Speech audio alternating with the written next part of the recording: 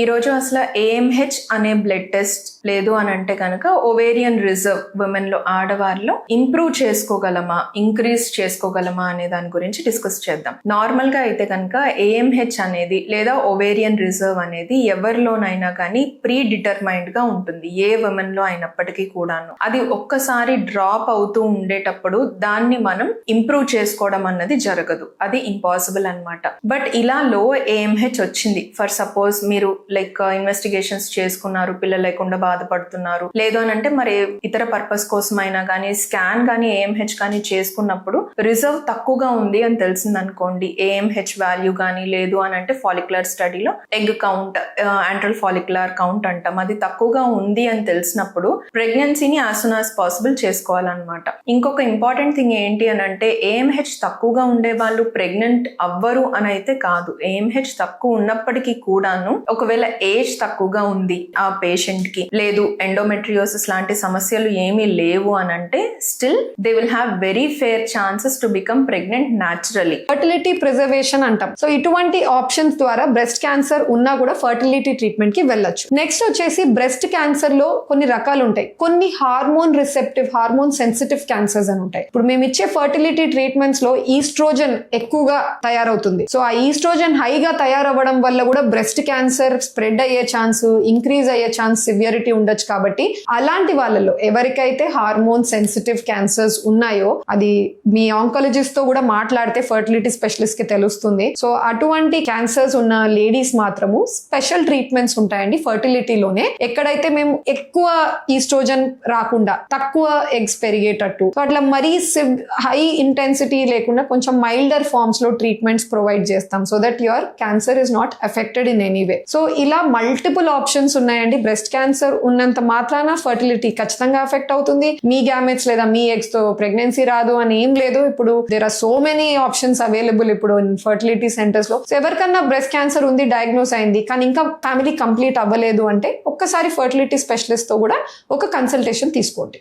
ఒకసారి కొంతమందికి ఏంటంటే హైపర్ స్టిమ్యులేషన్ అనేది రేర్గా అవుతూ ఉంటుంది అనమాట, అంటే మోర్ దెన్ 3 eggs డెవలప్ అవ్వడము.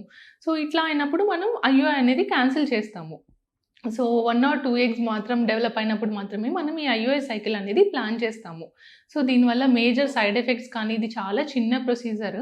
ఒక జెంటిల్ కెథటర్ ద్వారా మనం ఎగ్ రిలీజ్ అయిన టైంలో యూటరస్లో ఈ స్పర్మ్ శాంపిల్, బెస్ట్ స్పర్మ్స్ అనేవి యూటరస్లో ప్లేస్ చేయడం జరుగుతుంది అనమాట. సో దీనివల్ల నో సైడ్ ఎఫెక్ట్స్ అండి. అండ్ నెక్స్ట్ వచ్చేసి IVF. సో IVFలో మనం ఏం చేస్తాము అని అంటే, మన బాడీలో పీరియడ్ సెకండ్ డే రోజు ఎన్ని ఎగ్స్ అయితే రిక్రూట్ అయ్యాయో మల్టిపుల్ ఎగ్స్ అనేవి మనం గ్రో చేసి ఆ ఎగ్స్ అనేవి ఒక అడిక్వేట్ సైజ్, ఒక 17-18 mm సైజ్ వచ్చాక మనం ఎగ్స్ అనేవి పిక్ చేస్తాము. సో ఈ IVFలో కూడా మనకి ఎగ్స్ ఎక్కువ ఉన్న వాళ్ళకి మల్టిపుల్ ఎగ్స్ గ్రో అవుతాయి కాబట్టి మనకి ఓవేరియన్ హైపర్ స్టిమ్యులేషన్ అనే వచ్చే ఛాన్స్ ఉంటుంది. బట్ మనకి ప్రెజెంట్ ఉన్న ప్రోటోకాల్స్, మనం యాంటగోనిస్ట్ అనే ప్రోటోకాల్ మనం ఫాలో అవుతాం అనమాట. సో ప్రీవియస్గా మనకి ప్రోటోకాల్ లేదు కాబట్టి ఈ ఓవేరియన్ హైపర్ స్టిమ్యులేషన్ అనేది మనం ఎక్కువగా చూసేవాళ్ళం.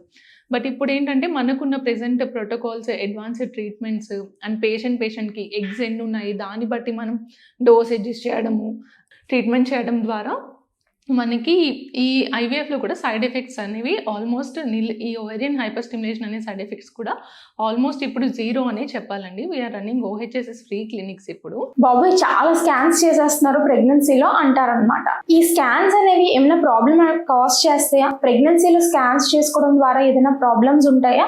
మనం ఈ వీడియోలో తెలుసుకున్నాం. అల్ట్రాసౌండ్ అనేది సౌండ్ వేవ్స్ చేసే టెక్నాలజీ అనమాట. ఈ సౌండ్ వేవ్స్ అనేది మనకు కానీ ప్రెగ్నెన్సీలో బేబీకి కానీ ఎటువంటి హాము చెయ్యవు.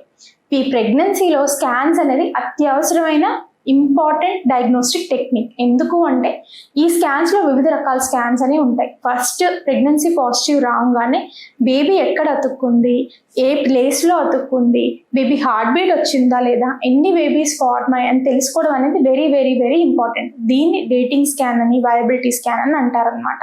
ఈ స్కాన్ చేయించుకున్న తర్వాత రెగ్యులర్ ఫాలోఅప్స్ చేసుకోవడం అనేది జరుగుతుంది. IVF ప్రెగ్నెన్సీస్కి అయితే సుమారుగా మేము 2 to 3 weeks ఒకసారి బేబీ హార్ట్ బీట్ చెక్ చేసుకోవడం ఖచ్చితంగా చేస్తాము. చేస్తాము. మామూలు ప్రెగ్నెన్సీస్లో కూడా ఏంటి అంటే డైరెక్ట్లీ ఇంకా 3 months ఎన్టీ స్కాన్ అని అంటారు, దానికి రమ్మని చెప్పడం అనేది జరుగుతుంది.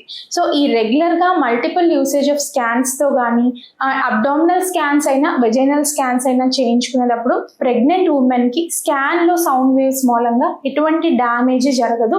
అల్ట్రాసౌండ్ అనేది హ్యాపీగా హెల్తీగా చేయించుకునే డయాగ్నోస్టిక్ టెక్నిక్. సో బేసిక్గా ఆ స్పర్మ్ కౌంట్ అనేది ఎలా ఉంది, దాని తర్వాత దాని తాలూకా మొటైల్ స్పర్మ్స్ అంటే కదిలే స్పర్మ్స్ అనేవి ఎలా ఉన్నాయి, అందులో ప్రోగ్రెసివ్లీ మొటైల్ స్పర్మ్స్ అనేవి ఇంపార్టెంట్ అన్నమాట. దాని తర్వాత మార్ఫాలజీ ఎలా ఉంది అంటే స్పర్మ్కి ఒక స్ట్రక్చర్ అనేది ఉంటుంది. సో హెడ్, టెయిల్ ఇలాంటివి ఉంటాయన్నమాట. సో ఇవన్నీ టోటల్గా మార్ఫాలజీ అనే దాని వైజ్ కూడా మనకి ప్రెగ్నెన్సీ రేట్ అనేది డిపెండ్ అవుతుంది.